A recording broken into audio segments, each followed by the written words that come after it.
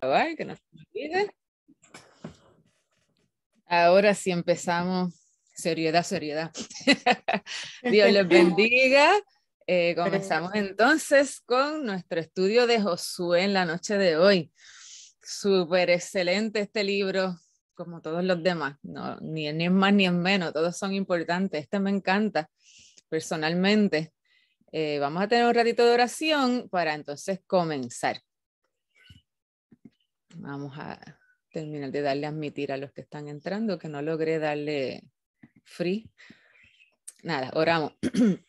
Bendito Dios y Padre Celestial, bendecimos tu nombre, te adoramos y te damos gracias, Señor, por esta hermosa noche y por cada uno de los hermanos que se conecta, Padre.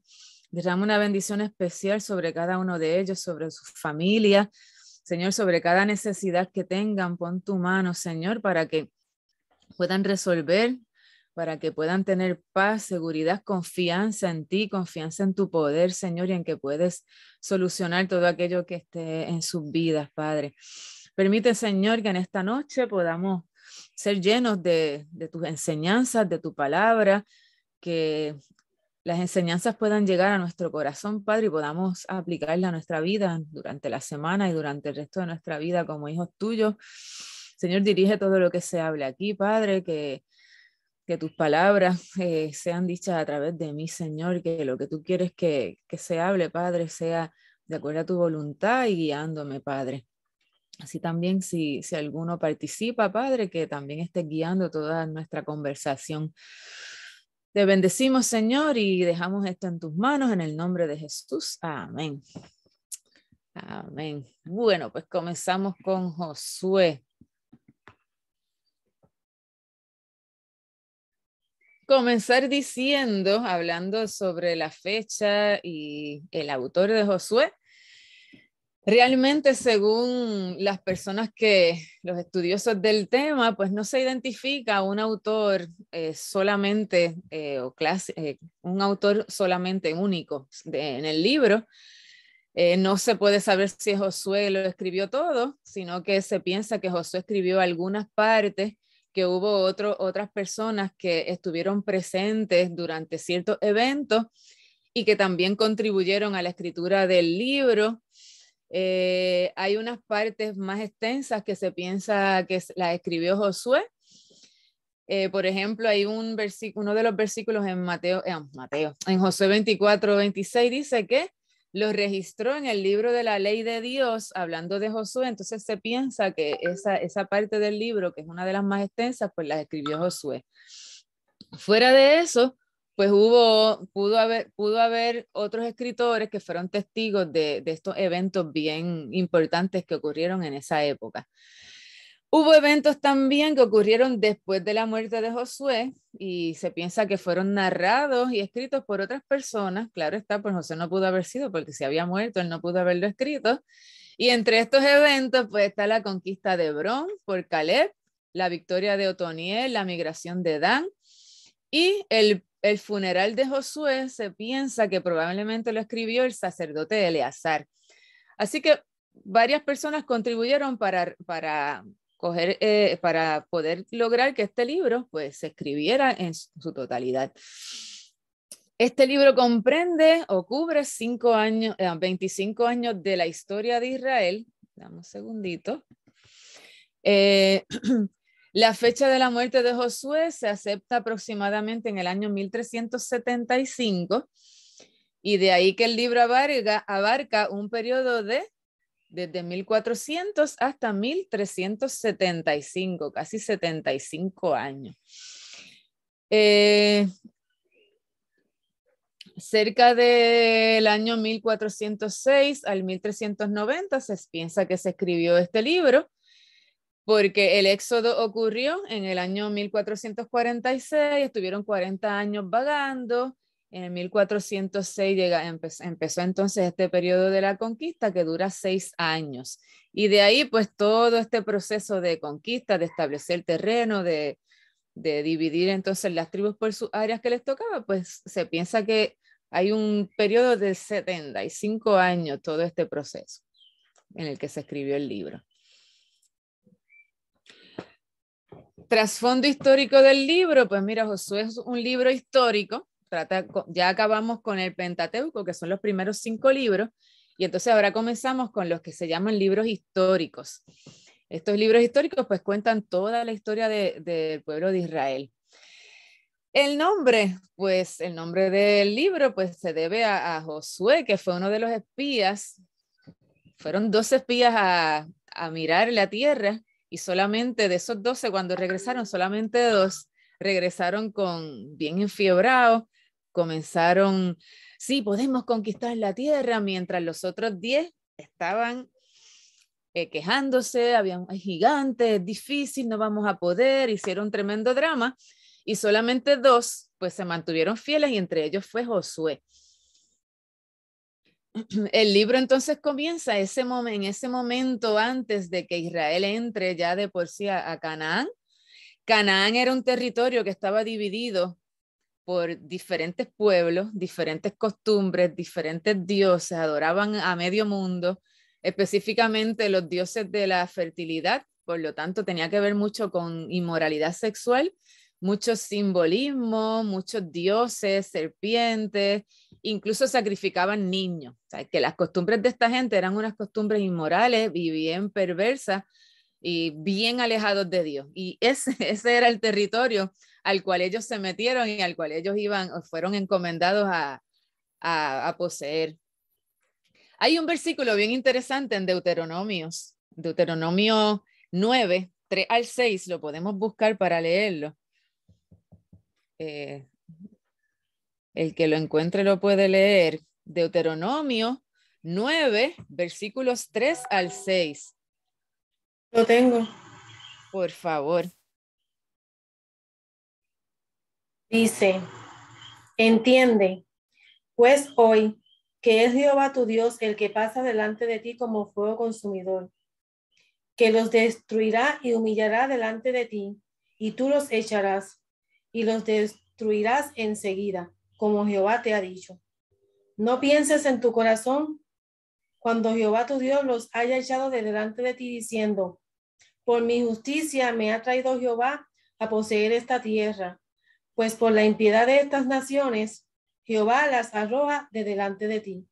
No por tu justicia, ni por la rectitud de tu corazón, entras a poseer la tierra de ellos, sino por la impiedad de estas naciones, Jehová tu Dios las arroja de delante de ti, y para confirmar la palabra que Jehová juró a tus padres Abraham, Isaac y Jacob.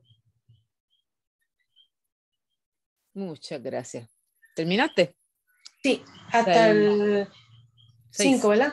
El 6. Hasta el 6. No, el 6 dice, por tanto, sabe que no es por tu justicia que Jehová tu Dios te da esta buena tierra para tomarla, porque pueblo duro de servir eres tú.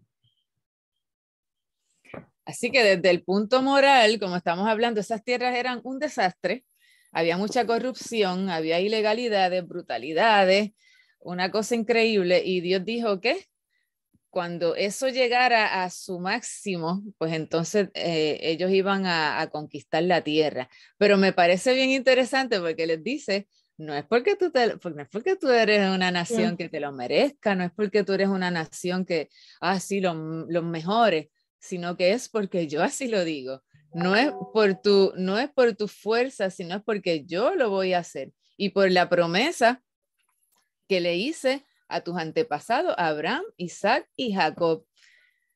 Y termina, entiende bien que eres un pueblo terco y que tu justicia y tu rectitud no tienen nada que ver con que el Señor tu Dios te dé en posesión esta tierra. Así que vemos a un pueblo que no era merecedor de esto, pero Dios lo utilizó para lograrlo porque había una promesa y lo usó con poder. Y a través de este evento tan grande, pues Dios dio a conocer su poder a través de ellos, conquistando pues, esa tierra que era un montón de gente que se las traía. Denme un segundito, que hay gente aquí esperando.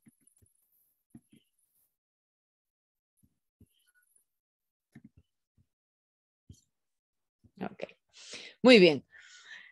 Entonces tenemos aquí a Josué que conduce a los israelitas a cruzar el Jordán, ataca y conquista a esas personas que vivían en Canaán, divide la tierra entre las tribus por orden de Dios, llevó al pueblo a reconocer unas normas bien grandes de conducta personal, unas normas bien firmes y amonestándolos a honrar a Dios en sus caminos.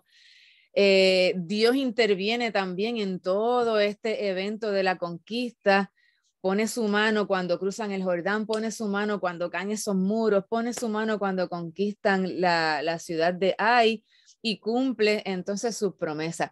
Y de esto se trata el libro de Josué, de esto trata de ver cómo todos estos eventos van unidos y cómo estos eventos se logran a través de la mano de Dios que cumple sus promesas. Hasta aquí, dudas, preguntas. Nada.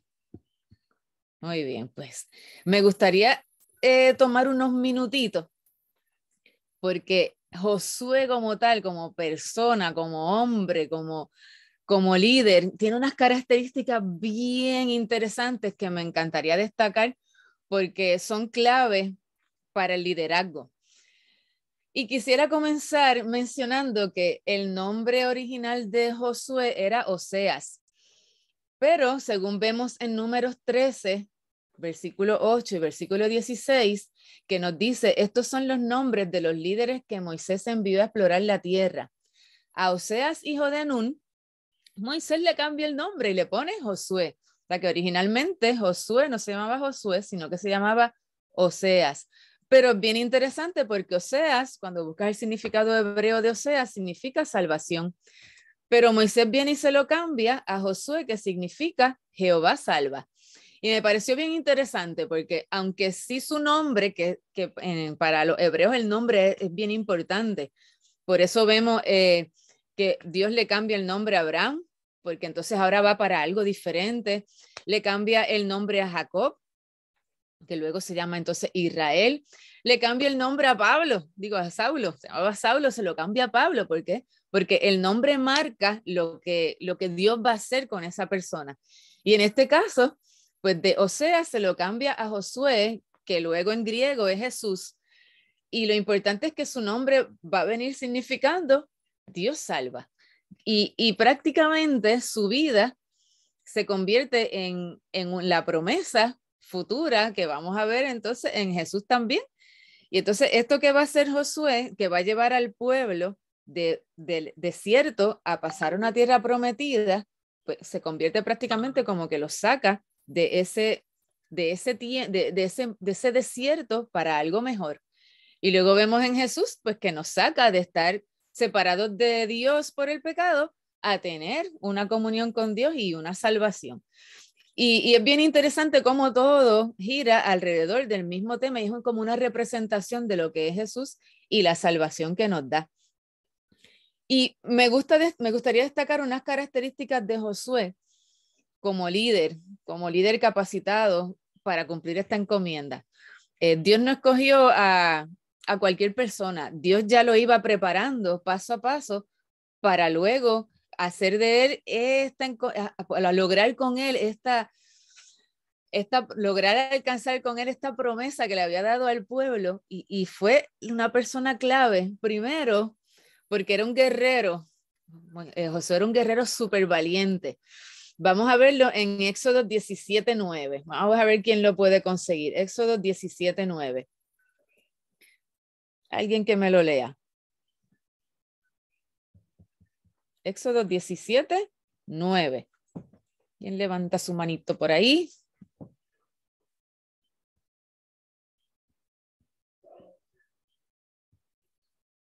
Nadie. Yo lo tengo aquí. Sandra, gracias. Dice, y Moisés dijo a Josué, escógenos hombres y sal a pelear contra Amalec. Mañana yo estaré sobre la cumbre del collado con la vara de Dios en mi mano. Casi nada. ¿A quién mandó a escoger hombres para pelear? A Josué. Y si tú mandas a alguien a escoger un hombre es porque ese que tú mandaste era el capitán o era una persona que tenía el conocimiento para escoger unos hombres para ir a una guerra a pelear. Entonces ya vemos aquí que era, al parecer, era un hombre de guerra, un hombre que estaba ordenado, disciplinado, un hombre valiente, y fue y peleó y ganaron la batalla. Claro está, siempre Dios estaba al control y siempre Dios era el que estaba ahí para que todo esto ocurriera, pero él fue el instrumento para lograr esa victoria. También podemos ver en varios versículos que Josué también era un hombre espiritual, tenía un espíritu bien conectado con Dios. ¿Por qué? Porque él estaba siempre detrás de Moisés. Era como en Star Wars, que tienen un Padawan. Era como el que estaba detrás siempre, o con Moisés, veía todo lo que Moisés hacía. Si Moisés iba a hablar con Dios, por ahí cerquita estaba Josué acompañándolo. Si Moisés se metía en la tienda a orar y a hablar con Dios, por ahí estaba Josué también. Josué pudo verlo cuando Moisés bajó con la cara iluminada, que estaba en la presencia de Dios. Josué pudo ver cómo Dios era real allí en aquel momento, en todo lo que se le manifestaba. Voy a leer los versículos así rapidito. Éxodo 24:13. Éxodo 24:13 dice, y se levantó Moisés con Josué, su ayudante, y subió Moisés al monte de Dios. Moisés sube al monte y estaba con él Josué, observando, mirando y experimentando todo al ladito de Moisés. No experimentó la conversación con Dios, pero estaba por allí. Éxodo 33:11, y acostumbraba a hablar el Señor con Moisés cara a cara, como habla un hombre con su amigo. Cuando Moisés regresaba al campamento, su joven ayudante Josué, hijo de Nun, no se apartaba de la tienda, todo el tiempo pendiente, todo el tiempo mirando, y cuando tú estás detrás de un hombre de Dios, se te pegan las cosas, aprendes, ves en qué falla, en qué es bueno, en qué... Y me imagino yo que Josué sabía hasta la pata que cojeaba, Josué sabía la pata que cojeaba Moisés, todo lo sabía de él. Y Moisés se equivocó varias veces, ¿verdad que sí? Pero importante, Josué no aprendió y no criticó y no repitió los errores, sino que aprendió de ellos para mantenerse firme y Dios lo pudo utilizar para esa encomienda. Número 27:18. Número 27:18. Y el Señor dijo a Moisés, toma Josué, hijo de Nun, hombre en quien está el Espíritu. Ya sabemos que hay una conexión ahí con Dios, y pon tu mano sobre él. Así que Josué vivió esa experiencia de que su líder le pusiera las manos y el Espíritu estaba con él. Deuteronomios 34:9. Y Josué, hijo de Nun, estaba lleno del espíritu de sabiduría, porque Moisés había puesto sus manos sobre él, y los hijos de Israel le escucharon e hicieron tal como el Señor había mandado a Moisés. Así que vemos entonces que este hombre de Dios estaba lleno del Espíritu, estaba guiado por el Espíritu, era sabio y era la persona súper brutal para que pudiera alcanzar eso que Dios quería lograr. Otra cosa bien interesante, que era un hombre que confiaba en Dios. ¿Por qué? Porque como les mencioné al principio, cuando regresaron los 12 espías, solamente 2 estaban confiados, solamente 2 dijeron, Dios tiene el poder para llevarnos allí. Y en Números 14:7-9 encontramos las palabras de Josué, que dice, y le dijeron a toda la comunidad israelita, que está hablando de Josué y de Caleb, que fueron los únicos que tenían esa fe, la tierra que recorrimos y exploramos es increíblemente buena. Si el Señor se agrada de nosotros, nos hará entrar a ella. Nos va a dar una tierra donde abundan la leche y la miel. Así que no se rebelen contra el Señor ni tengan miedo de la gente que habita en esa tierra.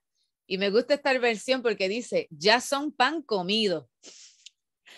No tienen quien los proteja porque el Señor está de parte nuestra, así que no les tengan miedo. ¿Sabe? Era un hombre valiente, un hombre que confiaba y lo hizo así ante un pueblo que estaba como que sumido dentro del miedo y dejándose llevar por las palabras de los otros 10, pero él se paró y habló estas palabras con firmeza. Veo una preguntita o un comentario por aquí de Pastor Urbán. Sí, que quería mencionarle que cuando tú estabas hablando sobre el nombre de Josué, si te fijas que cada vez que mencionaba, leías el versículo, decía Josué, hijo de Nun. Josué, hijo de Nun.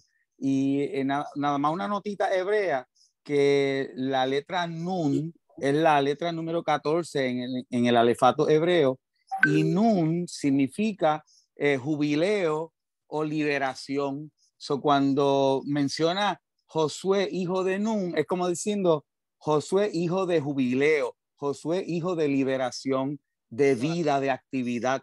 Nada, esa es una notita aparte, porque saben que pues estoy metiéndole mano al hebreo y quería dejarle esa notita. Muy bien. Muchas gracias.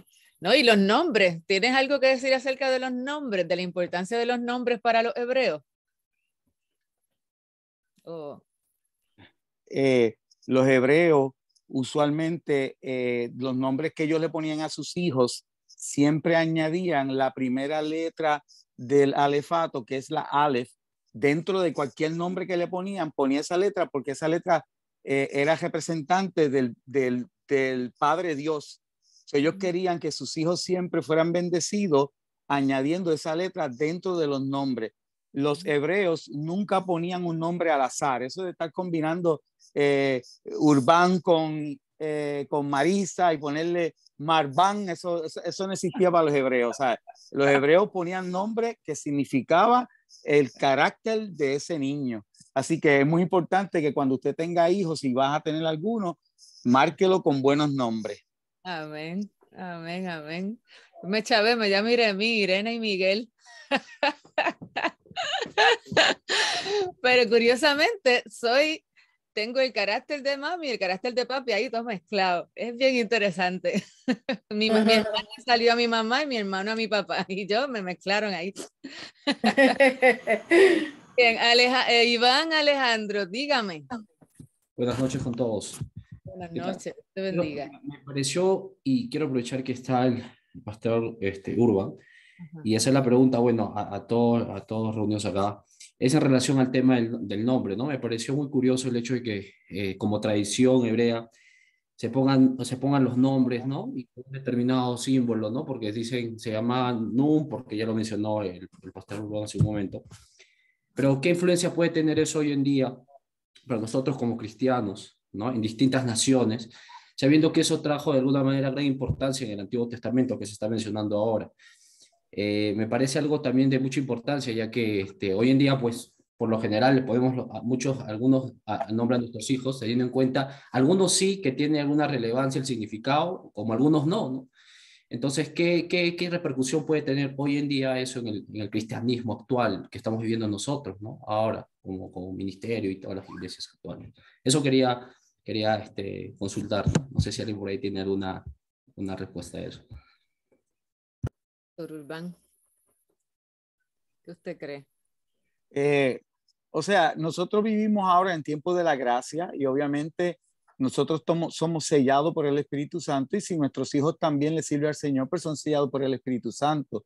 Ahora, es importante entender que si ya marcaste a tu hijo con un nombre, pues no tienes que preocuparte, porque obviamente la bendición, cuando Pablo fue encarcelado y a través del milagro fue liberado, él le dijo, tú y tu casa, si creen en el Señor Jesucristo, y tú y tu casa serás salvo. En otras palabras, tú llevas la bendición al hogar por el sello del Espíritu Santo. No podemos establecer una doctrina de porque le puso un nombre que no significa nada, pues mi hijo no va a llegar a nada. Porque después que tengas a Dios, Dios nos va a dar la victoria en cualquier cosa. Pero los que van a tener hijos, yo siempre les recomiendo, no le pongan un nombre como Damián. Hay tantos niños que le ponen Damián y no saben la raíz. Damián significa demonio. De la misma manera, cuando le compras camisas a los niños que dicen, I am daddy's brat. Entonces tú le pones esa camisa a tu niño, estás marcando diciendo que ese niño es un malcriado. So hay que tener mucho cuidado, porque la palabra dice que tenemos que salir, que estas cosas pequeñas leuda toda la masa, pero tampoco podemos ser tan religiosos que pensemos que nuestros hijos no van a llegar a nada, porque quizá la mezcla de los nombres no significa nada, ¿entiendes? La bendición no la hace el nombre, la bendición la hace el Espíritu Santo sobre nosotros. Lo que pasa es que en el tiempo de los hebreos, como ellos esperaban el Mesías y todavía lo espera, Israel todavía espera en el Mesías, pues ellos siempre cuando nacía el nene pensando que ese iba a ser el Mesías o que era parte del linaje del Mesías, pues le ponían un pedazo del nombre de Dios en el nombre para que fuera bendecido, pero en realidad no podemos llegar a un extremo de hacerlo algo doctrinal o religioso. No sé si le contesté la pregunta. Muy bien. Sí, son costumbres claro. de aquel momento, de esa cultura. Podemos aplicarla porque no está mal, pero no necesariamente, pues es como él dice, crearlo como una religión. Mi hijo mayor se llama Isaac. Isaac significa que hace reír, y desde chiquitito todo el mundo lo miraba y hacía ¡ay! Y provocaba risa. Yo no sé si tiene que ver. Ahora, la nena se llama Maya, en hebreo significa estar cerca de Dios. Y no sé si es que ella va a estar cerca de Dios o me va a provocar a mí estar más cerca de Dios, porque está candela y media. Eso es. Hay que orar por ella. Pero interesante esto de los nombres. Me parece que Norma tenía la manito levantada.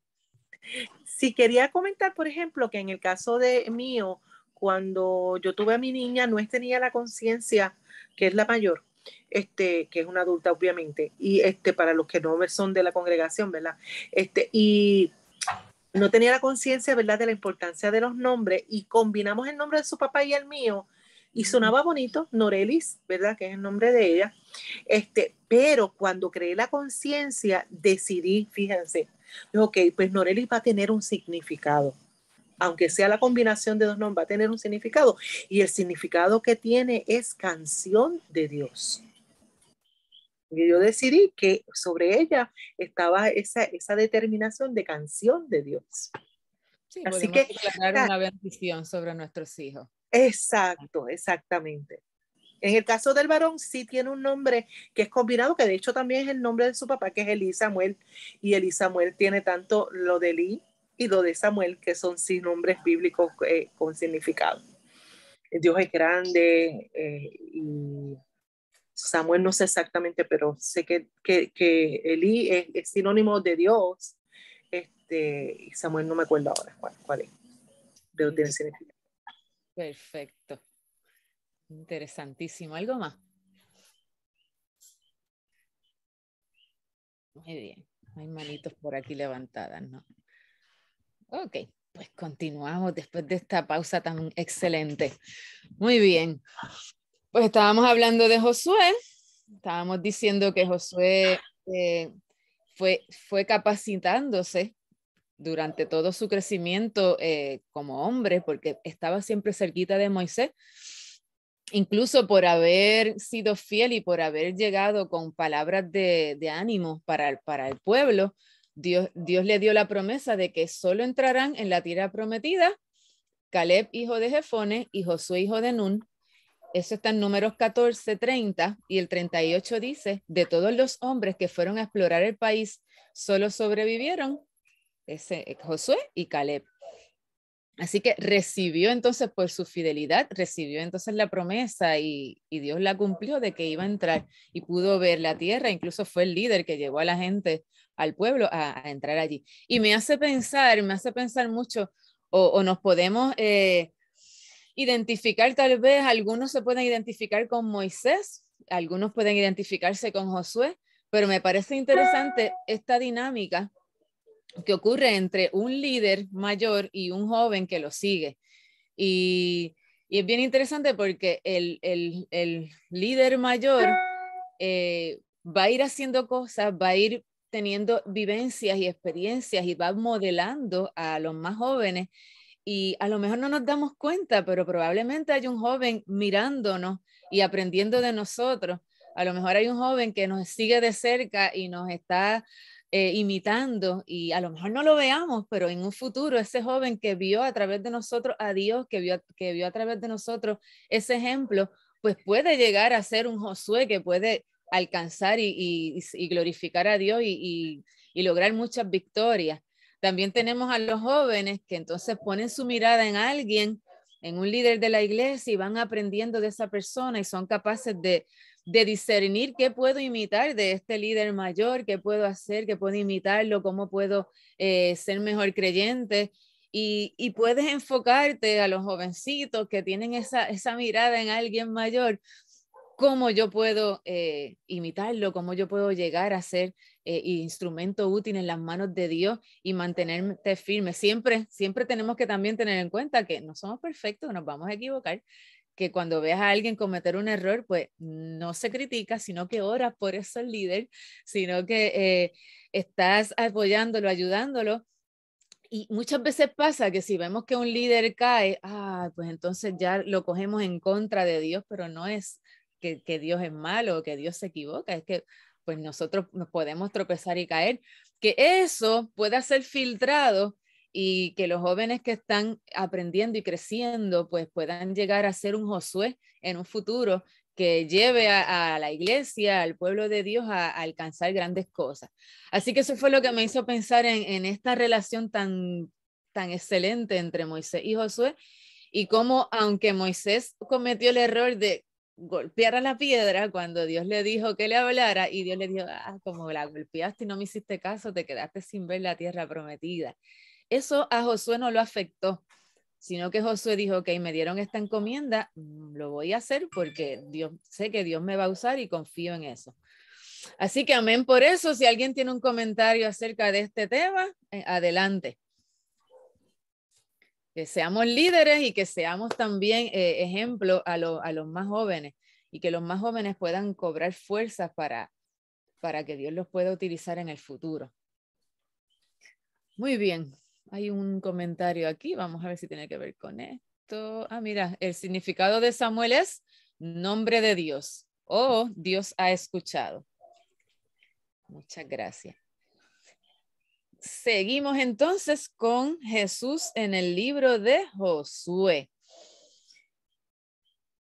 Ya de buenas a primeras, cuando hablamos o pensamos en todo lo que ocurrió desde que el pueblo de Israel sale de Egipto, cruza todo el desierto tanto tiempo y llega a la tierra prometida, ya esto como que es una representación, una ilustración de la vida del creyente. ¿Por qué? Porque nuestra vida en pecado se puede comparar con un desierto, y salimos de ese desierto cuando nos encontramos con Cristo, cuando lo recibimos como nuestro Salvador.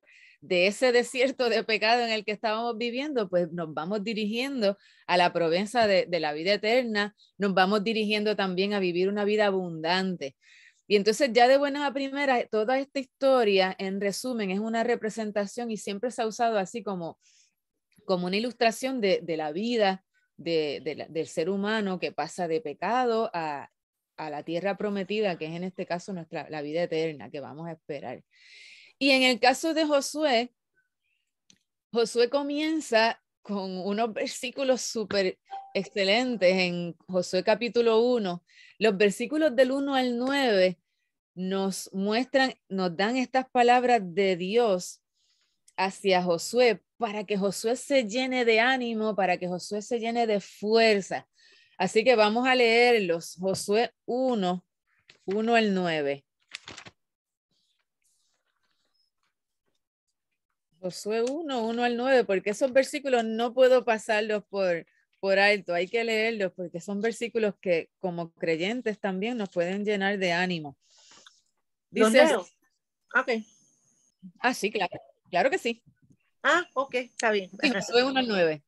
Bien, aconteció después de la muerte de Moisés, siervo de Jehová, que Jehová habló a Josué, hijo de Nun, servidor de Moisés, diciendo, mi siervo Moisés ha muerto. Ahora pues, levántate y pasa este Jordán, tú y todo este pueblo, a la tierra que yo le estoy a los hijos de Israel.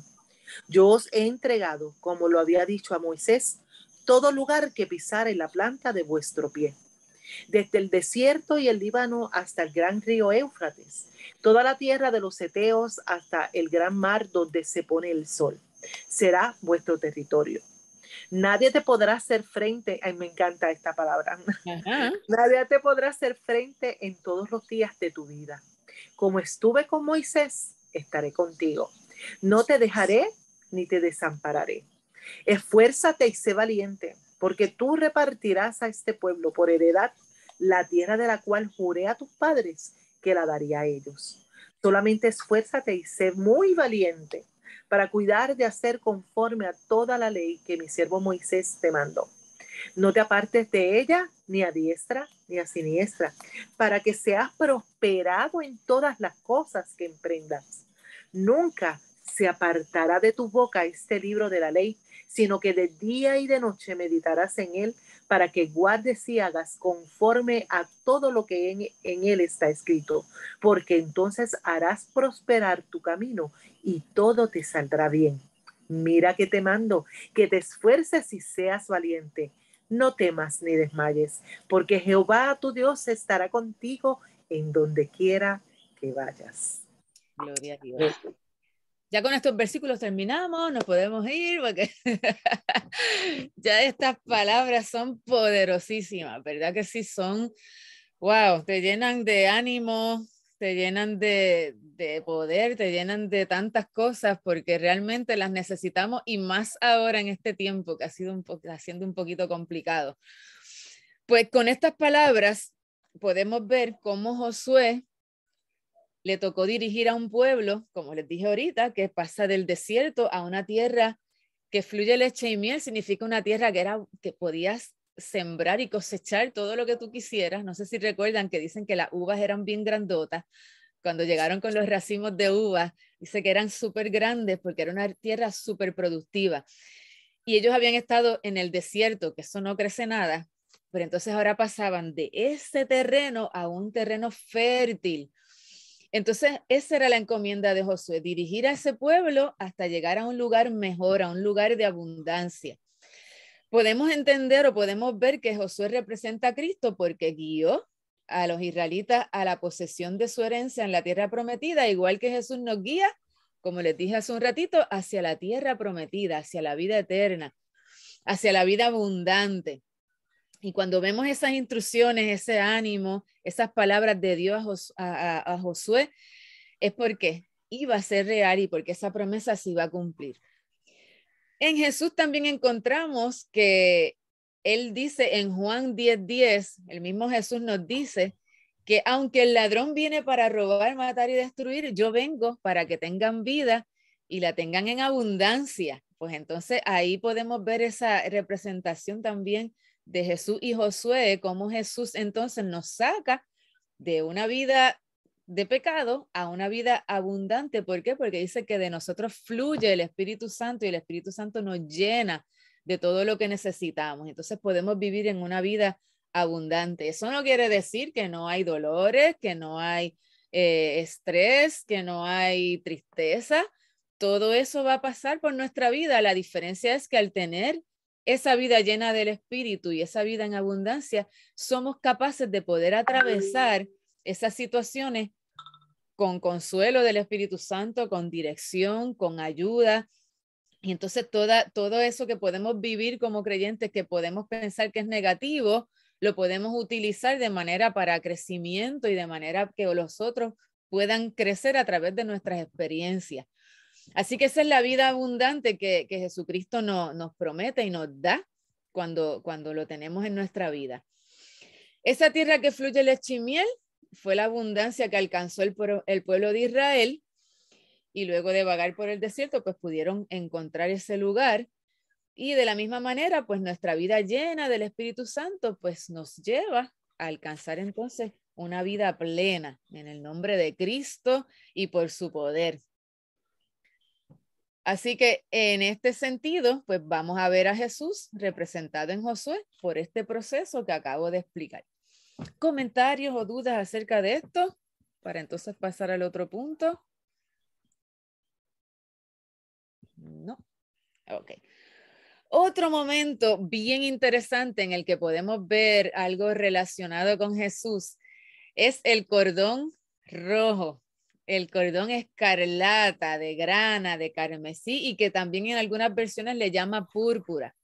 Eso lo encontramos en Josué 2:18. Ese cordón rojo dice: cuando conquistemos la tierra, cuando conquistemos la tierra, Si cuando conquistemos la tierra no vemos este cordón rojo atado a la ventana por la que nos bajas, además tus padres, tus hermanos y el resto de tu familia deberán estar reunidos en tu casa. Y quien salga de la casa en ese momento será responsable de su propia vida y nosotros seremos inocentes. Ahí están los espías que entraron a Jericó diciéndole a Rahab, que era pues la prostituta que los ayudó, que tenía que amarrar un cordón rojo en su ventana.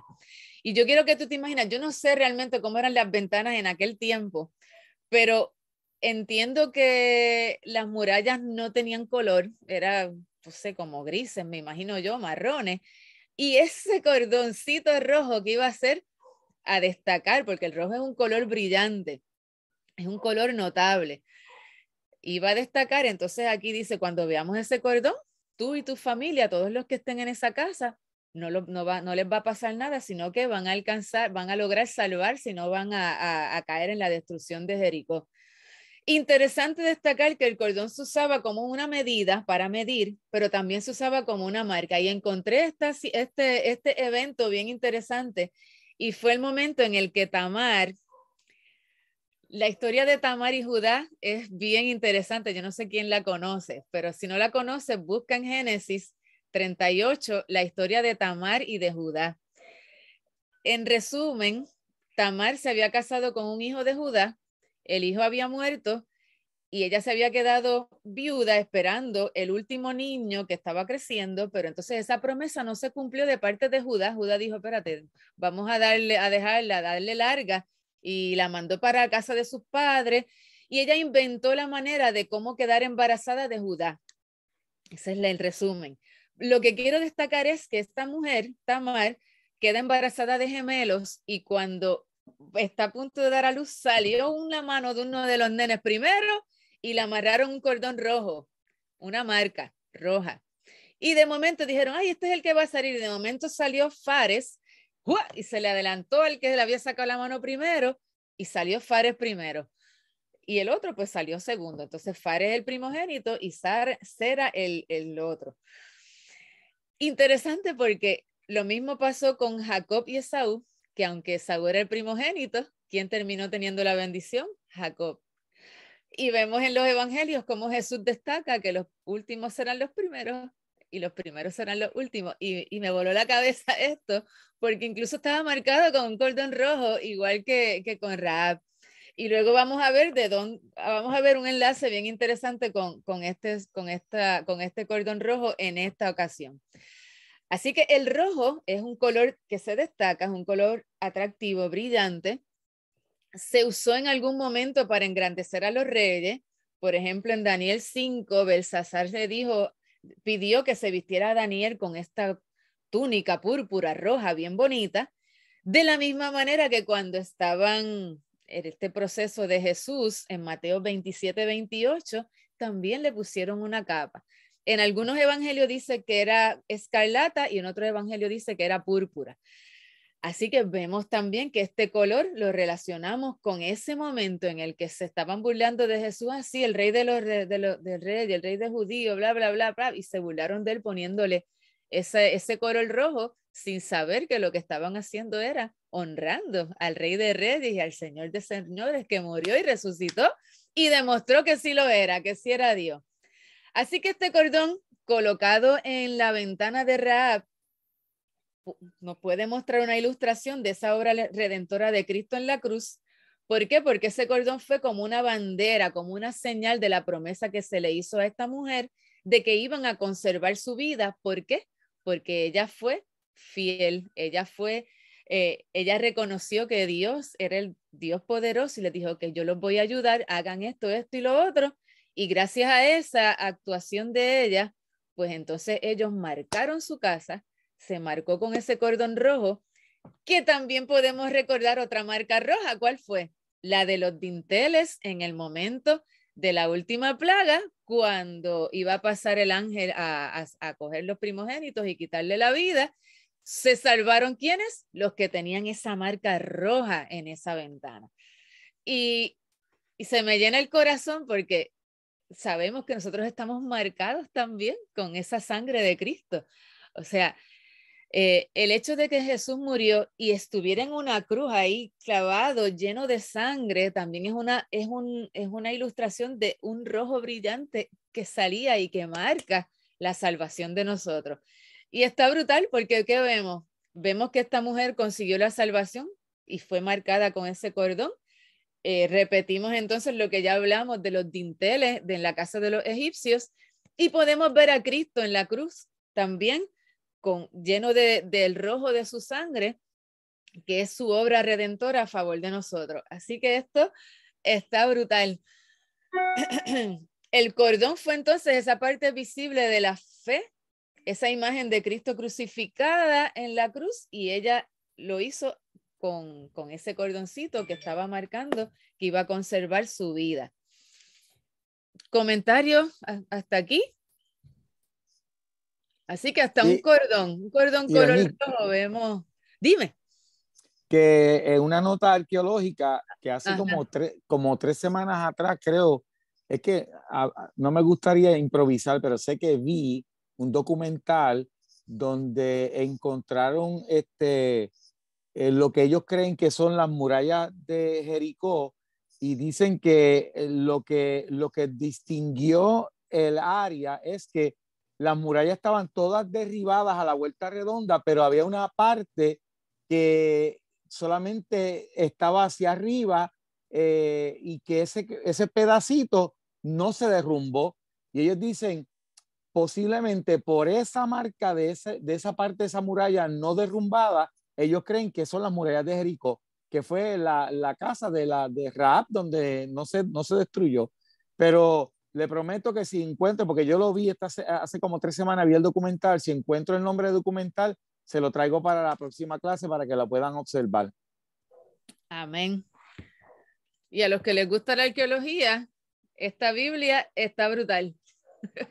Y dice, no lo quería traer porque me pensé que me iba a tomar mucho tiempo, pero lo puedo confirmar con un dato arqueológico de la Biblia. Dice, excavaciones realizadas por un equipo alemán en 1907 a 1909, en la sección norte del sitio, descubrieron una sección de la parte baja de la muralla de la ciudad que no cayó como le había hecho el resto. La sección aún en pie era de casi 2,5 metros de alto, con casas que estaban construidas contra ella, aún intactas. Una segunda muralla en la orilla del dique reveló que estas casas en particular estaban situadas entre las murallas superiores e inferiores de la ciudad y estaban por eso en la muralla de la ciudad, ya que la muralla inferior también constituía la pared de fondo de las casas. Una abertura, una ventana en la muralla hubiera proveído una ruta de escape conveniente para los espías. Así que fue un equipo alemán del 1907 al 1909 que estuvieron analizando esa área. Brutal. O sea, se confirma con la ciencia que la Biblia es real y que estos sucesos fueron reales. Gracias, Urbán. La gente que vivía en la muralla eran los que tenían más chavitos, y Rahab tenía negocio. Por eso estaba allí viviendo. Tenía bastantes negocios por allí. Ella hospedaba gente y hacía, porque donde los escondió, también hacía entonces las espigas. Así que tenía bastante dinero, por eso era que estaba en la muralla, porque allí estaban la gente con bastantes chavitos. Muy bien, pues esta mujer hizo la diferencia. Esta mujer reconoció a Dios, y son los versículos que quisiera leer ahora. En Josué 2:9 están las palabras de Rahab, de cómo ella reconoció a Dios, de cómo ella, la razón por la cual ella decidió ayudar a estos espías. Josué 2:9 dice, yo sé que el Señor les ha dado esta tierra y por eso estamos aterrorizados. Todos los habitantes del país están muertos de miedo ante ustedes. Tenemos noticias de cómo el Señor secó las aguas del Mar Rojo para que ustedes pasaran después de haber salido de Egipto. También hemos oído cómo destruyeron completamente a los reyes amorreos, Sihón y Og, y al este del Jordán. Por eso estamos todos tan amedrentados y descorazonados frente a ustedes. Pero miren qué interesantes estas palabras. Yo sé que el Señor y Dios es Dios de dioses. Palabras de una ramera de Canaán metida dentro de, como les expliqué ahorita, de unos pueblos que eran inmorales y perversos. Reconocemos que Dios es Dios de dioses, tanto en el cielo como en la tierra. Esas son las palabras de esta mujer. Y esas palabras fueron las que la llevaron a salvarse. Y que la llevaron luego a otra cosa que voy a decir ya mismo, pero me emociona y quiero decirla. Pero antes de decir eso, recalcar que esas palabras de esta mujer, ese reconocer a Dios como el Todopoderoso por todo lo que había hecho Dios, fue la que la llevó a colgar ese cordón rojo y alcanzar la salvación para ella y para su familia. Lo reconoció a Dios como el Dios verdadero, como el Dios poderoso, y clamó por misericordia a esos espías y consiguió lo que quería. Capítulo 6 de Josué, versículo 22. Ahora bien, Josué les había dicho a los dos exploradores, vayan a casa de la prostituta y tráiganla junto con sus parientes, tal como se lo juraron. Ahí es el momento en el que Josué dice, este es el momento de que ellos se salven. Así que los jóvenes exploradores entraron y sacaron a Rahab junto con sus padres, hermanos y todas sus pertenencias y llevaron a toda la familia a un lugar seguro fuera del campamento israelita. Así que ya, en ese momento la sacaron y quedó salva. Se libró de esa destrucción que vivieron los demás. ¿Por qué? Porque no traicionó a los espías, porque se mantuvo fiel y entonces Josué cumplió su promesa. Interesante que por aquí en algún versículo más adelante dice que ella pasó por un periodo de purificación fuera del campamento porque era una mujer de otro pueblo, se purificó, estuvo entre ellos, ganó la confianza de ellos y se mezcló con el pueblo de Israel, logrando casarse con Salmón. Salmón era descendiente de Judá y de Fares. ¿Se acuerdan los que le habían amarrado el cordoncito rojo? Pues Fares era el hermano de Sera, a quien le amarraron el cordoncito rojo. Yo no quiero inventar aquí nada, pero me pareció interesante ver cómo esa familia que pasó por ese cordón rojo llega más al frente esta mujer que también colgó el cordón rojo a casarse con esa descendencia de Judá.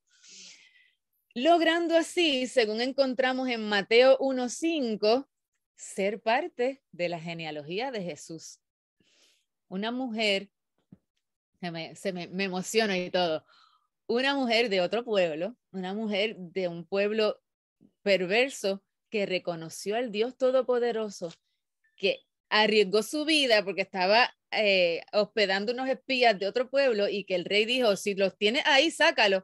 No, no están aquí, ellos se fueron, mira a ver si los consiguen por allí. Ahí arriesgó su pescuezo, bien brutal, pero no le importó porque ella tenía fe. En Mateo 1:5 dice, Salmón, que era el esposo de ella, fue el padre de Boz, cuya madre fue Rahab. Boz fue padre de Obed, cuya madre fue Ruth, que Ruth tampoco era de Israel. Y Obed fue padre de Isaí, Isaí fue padre de David, y por ahí seguimos hasta llegar a Jesús. ¿No les parece maravilloso cómo Dios obra? Así que esta mujer con ese acto de fe logró ser parte de la ascendencia de Jesús. Rahab también ocupa un lugar en la lista de los héroes de la fe que encontramos en Hebreos 11:31, que nos dice que por la fe Rahab la prostituta no fue destruida junto con los habitantes de su ciudad que se negaron a obedecer a Dios, pues ella había recibido en paz a los espías. Se ganó también un lugar en este relato de Hebreos de los héroes de la fe. Y va más allá, cuando vamos a Santiago 2:25, Santiago habla de la fe que se muestra por obras, menciona a Abraham que fue justificado por la fe y dice, y de la misma manera Rahab, en esto estoy leyendo en Santiago 2:25, de la misma manera Rahab, la prostituta, es otro ejemplo como Abraham. Fue declarada justa ante Dios por sus acciones cuando ella escondió a los mensajeros y los ayudó a regresar sin riesgo alguno por otro camino. La fe puesta en obras. No se quedó diciéndole, ay, sí, yo creo en Dios, pero pues ustedes arréglensela. No, yo creo en Dios y voy a hacer tal cosa y me arriesgo porque mi fe es real. Y eso lo destaca en Santiago 2:25. Ajá, vi una mano y se desapareció. Sí, hola. Mira, Ajá, quería añadir a esto que diga. En Romanos 10:17 dice que así que la fe viene como resultado del oír, ¿no? Ujú. Me parece interesante relacionar esto porque dice que la fe viene por el oír la palabra de Cristo. Entonces, le hago una relación muy importante, muy interesante con esto de Rahab, ¿no? Quería añadir esto. Sí, que ella lo que escuchó lo creyó, ¿verdad que sí? Escuchó que esa gente cruzó el mar y dijo, wow, ese Dios es poderoso. Muy bien, muchas gracias. La fe viene por el oír. Excelente. Ok, si no hay nada más, seguimos con el príncipe del ejército de Jehová, que lo encontramos en el capítulo 5. Y esta es una aparición de Dios en forma humana, y a esto se le llama una teofanía, o en algunos lugares le llaman en este caso una cristofanía, que eso lo escribió Miguel, lo escribió en los comentarios, lo pueden leer si quieren. Escribió esta cita y no la quise leer porque le iba a tocar ahora. ¿No fue Miguel? ¿Quién fue? Déjame ver. Fui yo, pero es privada para ti. Ah, ok. La pongo pública. Ok. Ponla pública, ponla pública. Miguel mencionó esto y yo dije, ay, espérate, no lo voy a leer hasta que llegue a esa parte. En el capítulo 5, versículos 13 al 15, encontramos esta aparición y esto ocurre, le voy a dar el contexto del capítulo 5, los hombres se circuncidan, o sea, se purifican antes de entrar a conquistar, comienzan a comer de la tierra, ya no se estaban sustentando por el maná, sino que una vez empezaron a comer de la tierra, el maná cesó. Y justo antes de entrar o de comenzar la conquista, Josué se encuentra con un hombre y este hombre, Josué le dice, ¿quién tú eres? ¿De los nuestros o eres del enemigo? Y ese hombre se identifica como el capitán del ejército del Señor. Tan pronto dice estas palabras, fue reverenciado. Y cuando esto ocurre, es porque es Dios. En ningún momento vemos que se adoran a los ángeles cuando hay una aparición de ángeles. Al revés, cuando adoran ángeles, dicen, no me adores, que yo solo soy un enviado. Pero en este caso fue reverenciado y por eso se entiende, y por el nombre y por todo lo que esto comprende, que era Jesucristo mismo, esto está brutal, Jesucristo mismo apareciéndosele a Josué, lo vio cara a cara y le dice, yo soy el capitán del ejército del Señor. Vamos a leerlo para que no se me vaya ningún detalle. Josué 5:13. La versión que yo puse en Nueva Biblia Viva. Ok. Vamos a leer aquí. Dice, cierto día Josué, que acampaba cerca de Jericó, levantó la vista y vio un hombre de pie frente a él, espada en mano. Josué se le acercó y le preguntó, ¿es usted de los nuestros o del enemigo? Y él le dijo, de ninguno. Me presento ante ti como comandante del ejército del Señor. Entonces Josué se postró rostro en tierra y le preguntó, ¿qué órdenes trae usted, mi señor, para este siervo tuyo? El comandante del ejército del Señor le contestó, quítate las sandalias de los pies porque el lugar que pisas es sagrado, y Josué le obedeció. O sea, Josué tuvo todo el respaldo de Dios en esta conquista. Era una promesa que Dios iba a cumplir, incluso Jesús se le presentó en forma humana y le dijo, yo estoy contigo, vamos para adelante, no temas, no desmayes, que esta tierra va a ser de nosotros. Lo mismo Irene, disculpa, mira, fíjate, cuando yo puse eso, tú estabas hablando de las características de Josué y tocaste algo de Moisés.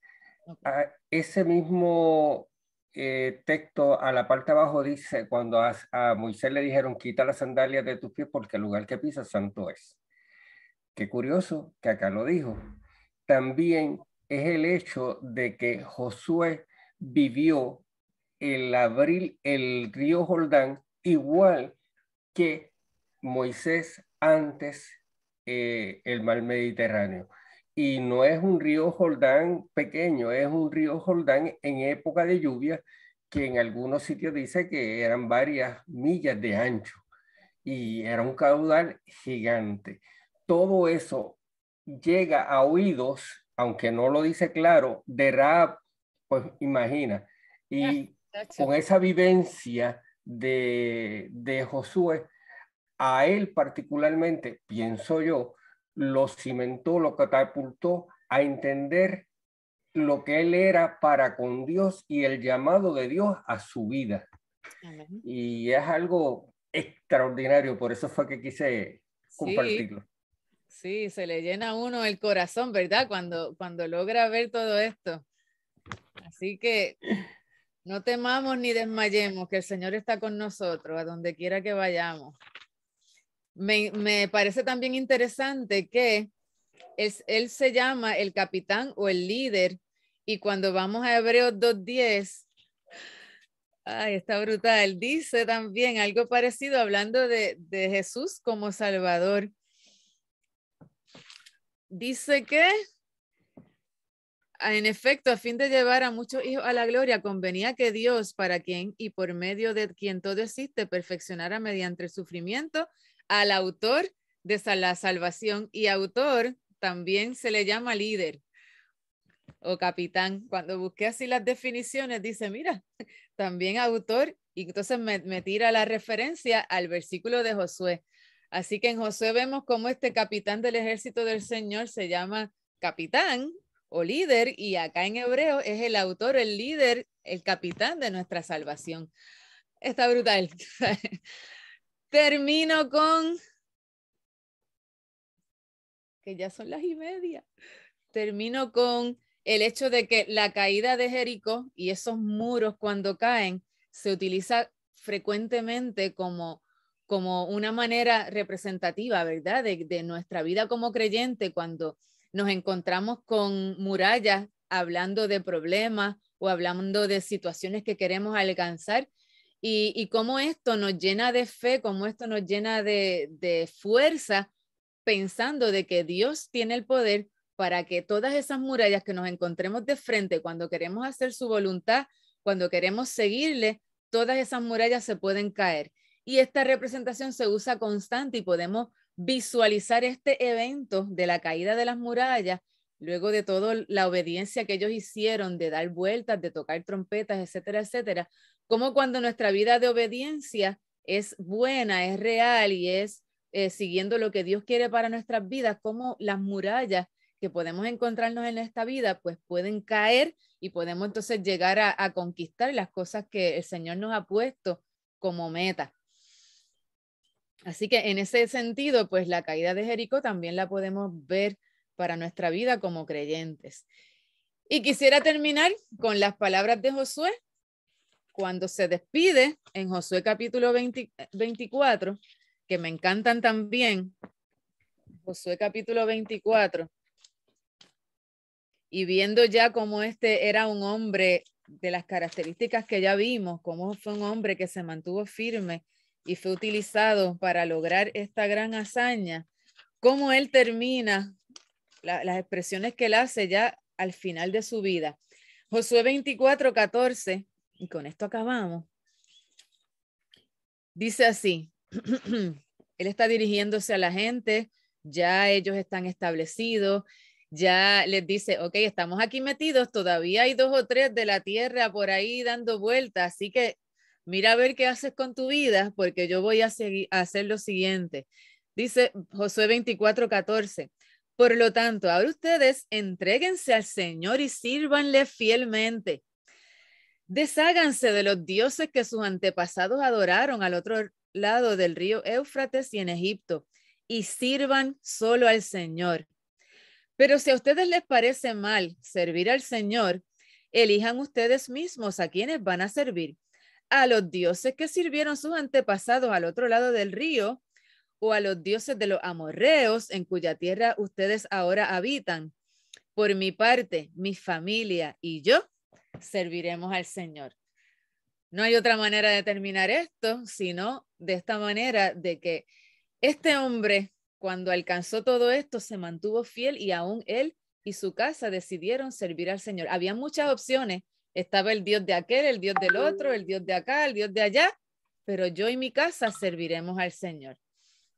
Gloria a Dios por eso y por estas palabras tan hermosas que nos llenan de tanto ánimo nuestra vida como creyentes. Sigamos firmes, sigamos adelante, que no haya muralla que nos detenga, sino que podamos conquistar todo lo que el Señor ha puesto en nuestra vida como creyentes, y podamos ser como Josué, que podamos ser utilizados de esta manera tan brutal para lograr estas hazañas tan grandes.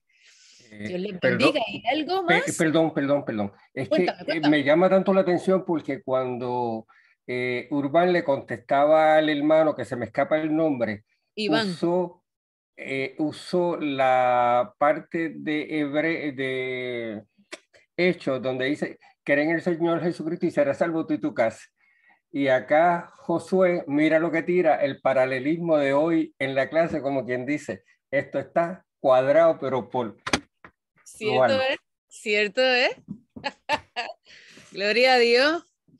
¿Cómo el Señor obra? Wow. Muy bien.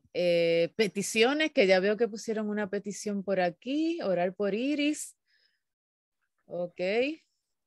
¿Alguna otra petición?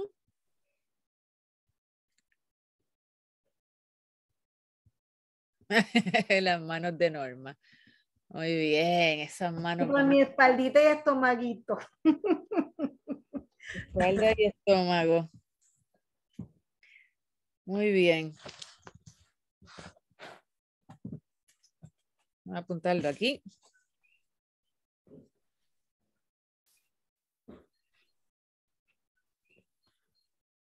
Muy bien, pues vamos a orar para despedirnos, que hoy la maestra se pasó de la hora.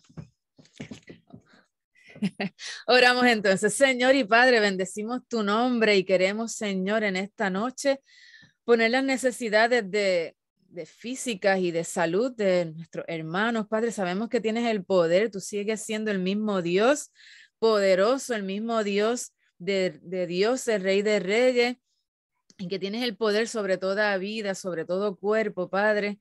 Así que en esta noche, Señor, ponemos en tus manos a Iris, tú conoces su corazón y cómo está funcionando, cómo han tenido que llevarla a un hospital diferente para tratarla. Señor, te rogamos, Padre, que en ese lugar donde ella llegue un doctor que pueda tratarla bien y pueda conseguir la solución para que ella esté mejor.